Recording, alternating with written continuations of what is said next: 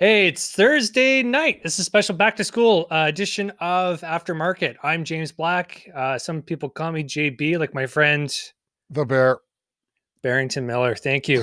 And we got a great, shorter but great show for you lined up tonight, right after the beat.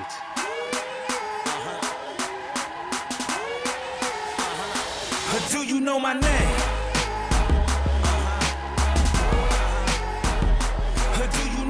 And we're back. Thanks again for watching. If you like this program, don't forget to subscribe to CSE TV, where this is currently hosted.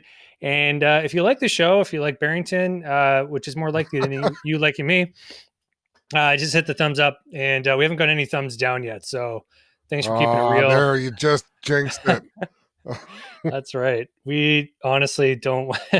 I got to shout out best comment this week was on YouTube. Someone said our humor was brilliant, and the person who commented was Dad. And I don't know if that was your dad, Barrington, or my dad.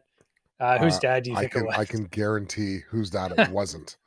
And I'm going to point two thumbs at that guy. No, it was not my dad.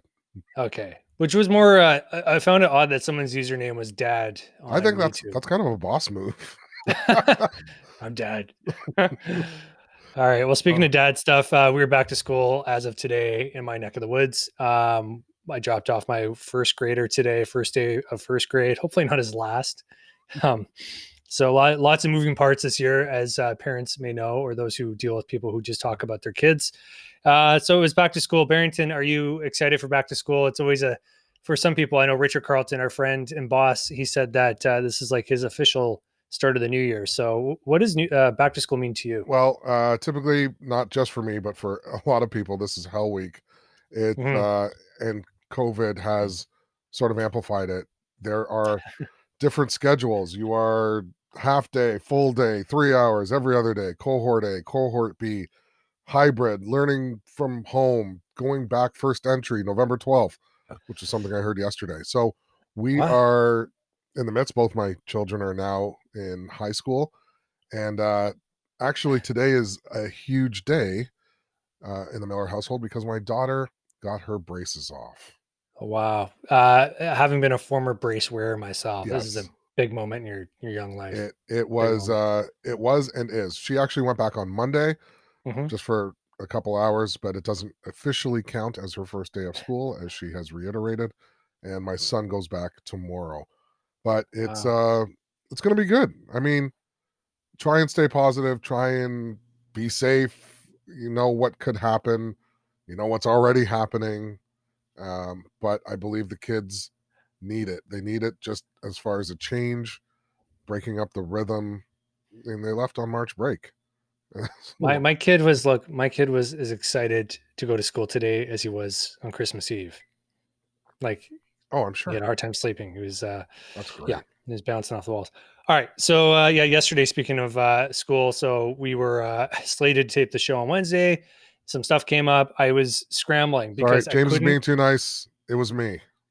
I jammed it. Barrington screwed up, and I recorded 3 seconds of video for the whole show, so it was my fault.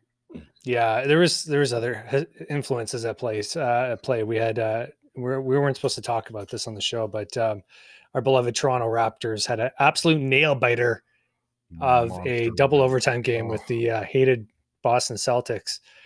We were just too discombobulated afterwards to do anything right. So congrats, guys. We're looking forward to game 7 on Friday. And yeah, make it happen, guys. But I was scrambling because I needed pants. I had totally forgotten my child, and the weather wasn't cooperating. He needed pants. He's growing up. As you know, if you have a 5 or 6 year old, they grow like 3 or 4 inches in a month, and they don't fit in anything. So, I mentioned Christmas Eve. So I would say this is just unsolicited advice for anyone who's running a mall. Just stay open late on school, New Year's Eve, whatever, school opening, the day before school. Eve. Yeah, because there's going to be idiots like me who just forgot to buy their kid pants. Mail order stuff's a little backed up. I did get a bag full of Gap pants today, but anyways, thank you, Walmart. Shout out to Walmart. We spoke about them last week. They had some And One pants, And I felt pretty good about that. $16 a pair, and they didn't look too bad. So shout out Walmart. And one, Speaking my favorite third tier basketball brand. speaking of going shopping, Mhm. I went to the mall. I went to Square One Shopping Center on the weekend, and I am clearly not ready. People are. Mhm. I'm not. I didn't like it. It was busy.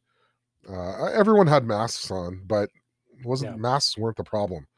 It was the social distance at the escalator. So, Otis, I know you're listening because you're huge and you have escalators everywhere. Mark out 4 tiles, 4 steps on an escalator, or 5. Just mark it Yeah. out. Put a neon line. There are escalators everywhere. And trust me, I was being that guy looking down, seeing, okay, there's no markings. And then people would be right behind me. And I have no problem right now telling people, back away, please. I don't feel comfortable. You're making me Gotta bring your bear spray. uncomfortable. Yeah. I a little, you know what? I need that cat mister to push people back, because Why don't you just get a clear bottle? You can get it on Amazon for $3, dollar store even, just for some water in there, yeah. a couple of things of pepper, and just put a bear picture on it and just hold it. Yep. People will stay the hell away from you. So please, just Yeah. if maybe Otis doesn't have to do it, maybe the people at Square One management, just use the neon soccer spray that they put on the field to mark where a free kick is. That's all. Yeah, whatever you can do. I will stand in the middle of a highway if there's a little couple of green feet sitting there with 2 meters written underneath it. I will stand anywhere you tell me to. I believe in the cause. It's very important to me. So the other thing is just like the manual touching of merchandise, like flicking through merchandise, especially that sale rack. They should just mist that with whatever. Like just hit that with mist every 20 minutes. Everyone's going through the sale rack, and it's probably the worst place to be digging through. It's the Yeah. worst. I've been guilty of that. Guilty as charged right here. I saw a guy looking at wallets. I was walking by the store and he was flicking through wallets, going through, and I just getting more and more mortified as he kept touching and touching and touching. It's like, no, You might as well just open the cash register and lick the money.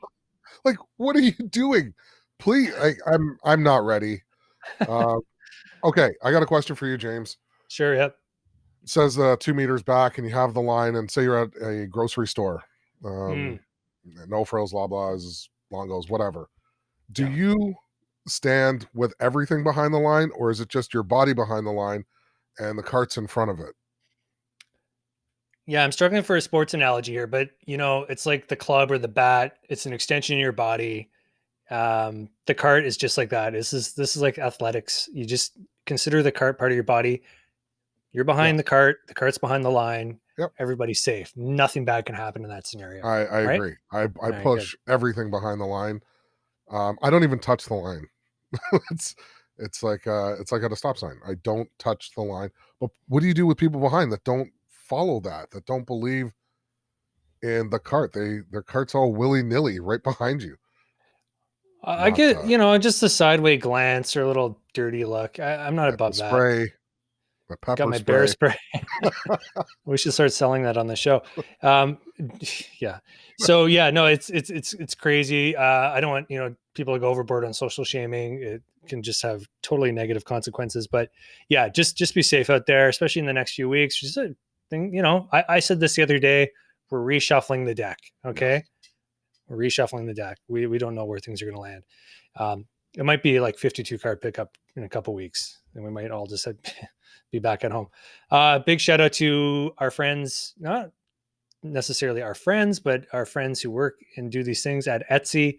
These projects, been getting some good gear. I've ordered some good gear from Etsy. The custom PPE, the masks.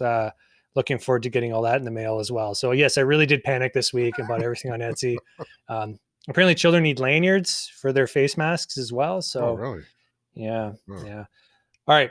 Moving forward. So kids are going back to school. We're not going back to school, but you better believe that I had an idea for a new segment called Lazy Book Report. And how this all ties into what we're discussing today in business is that recently hitting the press cycle this past week was Reed Hastings, co-CEO of Netflix. And He's put out a new business book called No Rules Rules. No Rules Rules. It's a little presumptuous, I think, but we'll let him have it. Oh, He is the for CEO now. of a multi-billion-dollar media company, after all. Yep. Take what you will from it. Why do we call this segment Lazy Book Report? Well, we didn't have time to read the book. You didn't read the book. No. Straight up. No. And we did espouse literacy last week. Don't get me wrong. We want you to go to Powell's Books. Go to your local independent book seller or resell. Don't go to a reseller. Just go to a seller. Oh, don't go to reseller. Sorry, guys. Buy the book, put it on your shelf, and you can join all the other intended reads. All the friends there that are getting lonely on the shelf. Put No Rules up there, and then do what we do, which is the Lazy Book Report, which is just read a couple interviews with the CEO. This week we read Wall Street Journal and LA Times, and Reed basically tells you what's in the book. Like, you don't need to read 320 pages to get to the good stuff, right? You don't need to, but you should. You should. From time to time you should, and we'll talk about those in a minute. But this one I got the real sense, Bear, that this was your classic first 30 pages is the thesis, and then everything else is just repetition. No, so I agree. Yeah, we agree. So let's dig right into it. What were some of the things that you got out of No Rules interviews in your Lazy Book Report that you'll be going up in front of the class later this week and sharing? One of the things that I got from this is the less is more, and how the companies that are really successful right now didn't start out to do this. Whatever they are now, whatever iteration they are now, they didn't start that way, and Netflix is no exception. And when the DVD sales were declining, and he had to, I think, cull anywhere from 30 to 40% of his labor force, it gave the people that remain, that stayed, that chose to stay, or that were chosen, it gave them more room to be flexible and to be creative, and that really shone through. And that helped, that in and of itself helped Netflix. So less is more. He did, and Netflix did more, having less staff, having less people, and those people they were empowered by the company. They were essentially singular businesses. These individuals were singular businesses responsible for, it started becoming multi-million-dollar deals, and it worked. They had the creativity, and they had the support, and that's huge in today's media. As our boss says, culture eats strategy for breakfast. Yes, that might be the name of his book at some point. Yeah. But shout out Richard Carlton again. He was really proud to be on the show the other day, by the way. I was really excited for that. Oh, that was awesome. Yeah, less is more. I mean, he mentioned in one of the interviews I read, Wall Street Journal, and I did read the interview. This wasn't like lazy headlines. I actually read the interview. This is where we're different, because I got firewalled in the Wall Street Journal, so I jumped to the LA Times. Yeah, it showed up on my phone. I got to it once. I actually tried to pull it up again before this, and I couldn't do it. I got denied. But yeah, point being is, he said, if you could pay 4 people to do, A work instead of 5 people that do B work, you give those people a little more money, a little more authority, and they're going to get, whatever X result better than the 5 people that are sort of just, not motivated or don't have as much ambition. So I agree with that. We run a lean squad where we work at the Canadian Securities Exchange, shout out. And they give us a lot of authority to do stuff. I mean, there's checks and balances, don't get me wrong, but if you fight bureaucracy all day to get stuff done, it really can slow you down. When you're small, like we are versus our competitors, you need that latitude to do stuff, or else you'll just get gummed up. He also mentioned, as a CEO, don't get stuck doing the small stuff, right? So he gives himself a lot of free time to kind of big picture think. His company's multi-continental now, right? It's international. He's got productions happening in Asia right now, productions South America, I believe. You can't think and focus on that big picture stuff when you're crushing spreadsheets all day and dealing with, HR matters and stuff like that. So I think that's really big. You got to make sure that your CEO is not encumbered by that, procedural stuff, or else that gets in the way of what that person's role is. And, there's yeah, I just thought that was really insightful. I thought that was good self-awareness on his part. Another takeaway, and this, if you've listened to the show or you know James or myself, you know that we talk about and love to discuss food and eating and cooking and those types of things. Well, the Brazilian culture, nothing's new. Everything is borrowed, stolen, recycled, and one of the methods for engagement is sitting down and having a meal, socially distanced, of course. Of course. But what not sitting down and discussing business right away, asking people, getting back to their humanity. How are you doing? How's the family? How's vacation? How's the weekend? Having a conversation that has nothing to do with business, and that's how they begin their conversations. Yeah. And so when they're doing another part of the world and they're having those meetings, that's how it's starting. They're borrowing from a very vibrant, familial Brazilian culture and applying it to other areas.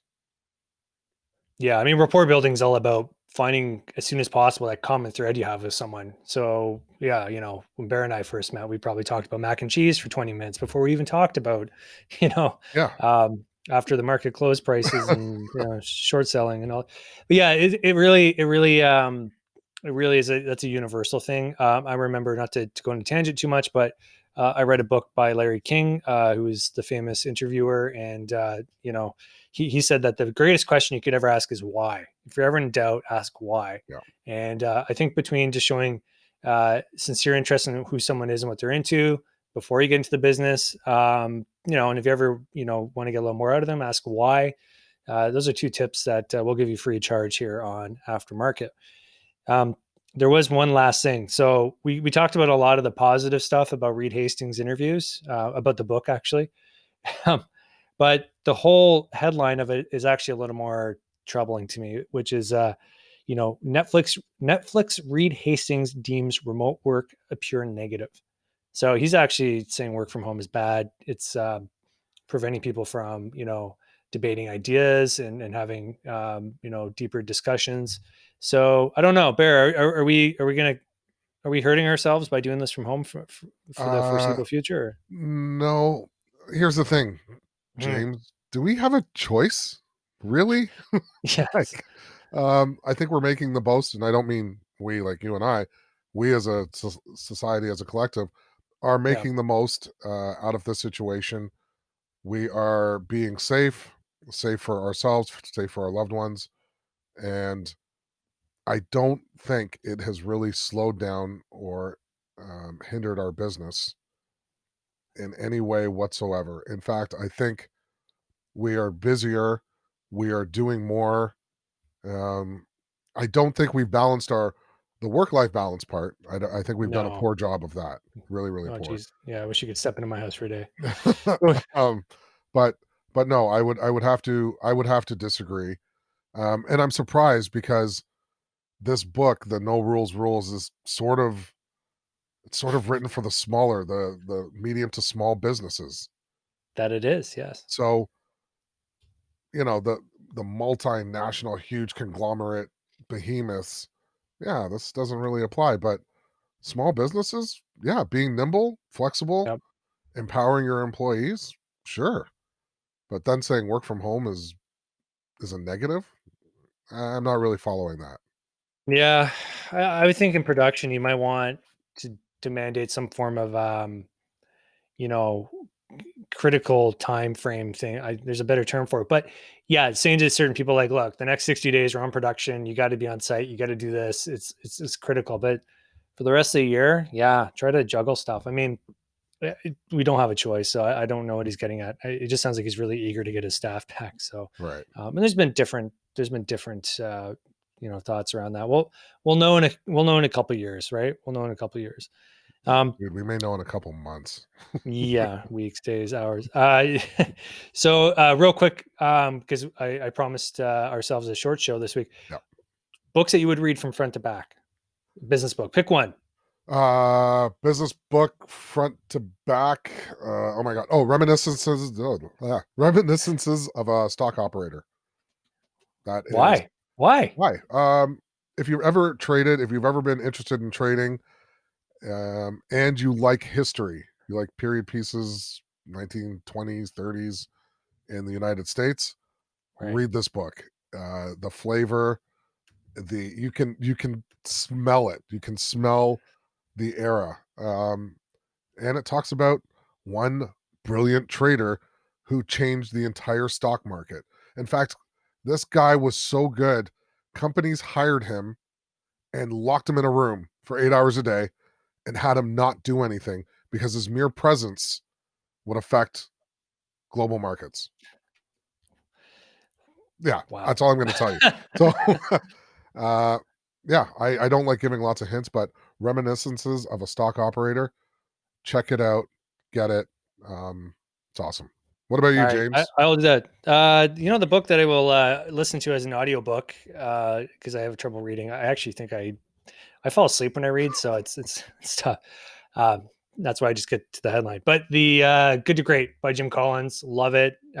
Great audiobook, great audio experience. It just covers everything from A to Z on how to build a great corporate culture, but it's backed by a quantitative study that they did, him and his team, research team out of Stanford. And so he works at Stanford. I don't know if it was a team at Stanford, but all to say it's an amazing just insight into commonalities of how companies outperform their market peers. And, some of it's a little fudged, you can tell, but the concepts hold up. And I think if you can take 2 or 3 things out of that book, you would sound smarter at your next corporate function. So Good to Great, Reminiscence of a Stock Operator, boom. And as a bonus tip or bonus selection today, we both agreed that we would share with you one more that you should read as a piece of pseudo fiction. I don't know if you should read it, but yeah. Art of the Deal. Just come on. If you got a Sunday afternoon to blow, just get through that. It's a pure it's Wall Street the movie in a book, but it's so stupid in points, but it's so you didn't write it, so you don't feel too bad. Like I think if you bought it, the money would go to like some other person, but it's man, it is such a great brand building thing that he did with that. It's I cool. almost respect it on it's that. cool knowing what you know now and what you've seen and what you've heard. Then to go back and Great read cover, just everything. Great It's cover. just Awesome. All right, we'll move on. Yeah. We'll go to some quick lazy headlines and we'll wrap. But this is one I don't even know if I should bring this one up. I had a hard time with this one. So last week we were talking about jetpacks and brain chips and anti-procrastination glasses. You can click above if you want to escape now. But the this one was crazy. This was programmer makes original Doom playable on pregnancy test. So I remember playing Doom on my 286 computer, and I remember it blowing my mind. Never did I think in the future, 2020, when we're fighting a global pandemic and floating around in jetpacks, we would be programming a computer game onto a LED readout on a pregnancy test. So just because you can do it doesn't mean that you have to do it. Exactly. So it raised the question of should we be collecting all these people in the world that are wasting their time on net zero and put on some procrastination glasses and watch it explode. Yes. I mean, geez, this guy must have a skill. I assume it's a guy. I do not think a woman would go and do this with a pregnancy test. So yeah, it was that one was an eye opener. I don't want to take that one any further. It's a surprise headline for you that just came out today. Walmart begins testing drone deliveries for household goods and groceries. I told you about my 2-hour delivery the other week on Instacart. Walmart drones, bring it on, baby. If you can get here in an hour, I might pay an extra $1 for that delivery. Bring it on. Yeah. Sounds good until something happens. Oh, I could be one of those guys. I am one of those guys. It sounds great. I'd love it. But a drone might fall on your head. Yeah, a train might fly off the track. Yeah, it's like, that's happening. You know what? It's like laser eye surgery. Wicked. Sounds awesome. Can't wait.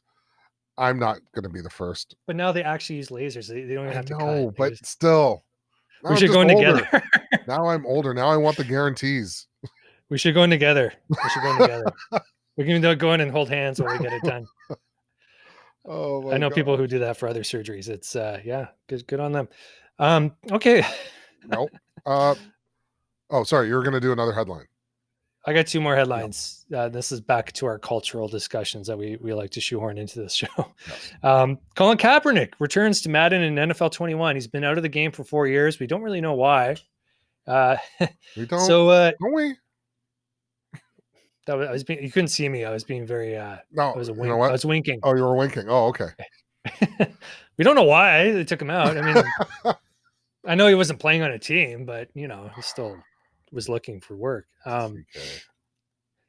Here's my question for you. Should he have been on the cover? Yes. Yes. And yes. You just answered my question without me asking it, which was, should he be kneeling on the cover? Yes. 100%.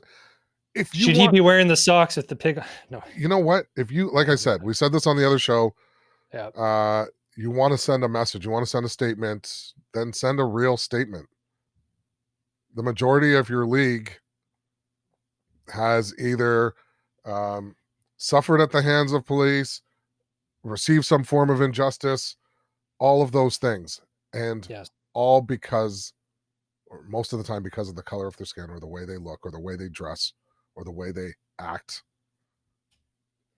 Send a message back. You know what? The NBA has been doing it. It's plastered. BLM everywhere. Justice for all, like everything. Say her name. Say his name. Say their names. 4 years ago, 2016? From 2016, when he was a pariah, to now being celebrated. That's 4 years. That is nothing in the terms of time and scope to have a complete attitude shift and adjustment. You know what, EA? Follow suit. I'm glad. Like, trust me, I'm glad he's in the game. I'm very, very happy. And I'm glad that they negotiated with him and his handlers and team directly, as opposed to the team that cut him or whoever had his rights for negotiation and marketing. But take it one step further. Like, you don't have to stop here. So. No.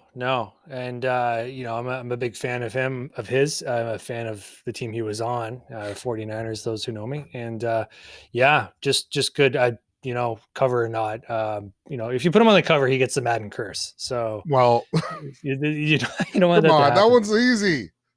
That one's easy. That's just a layup right there. Reverse curse. Good. I hope he gets the reverse curse. That means he gets picked up by a team and signed. Yeah. Well, kids got to go back to school. Kaepernick got to go back in EA Sports. Maybe, just maybe, the world is starting to kind of come back into focus and be normal again. Okay. That's the show this week. If you like the show, subscribe, hit the like button. Don't be that first person to hit the don't like button. You're a jerk if you do that. But no, you're not a jerk. We respect your opinion.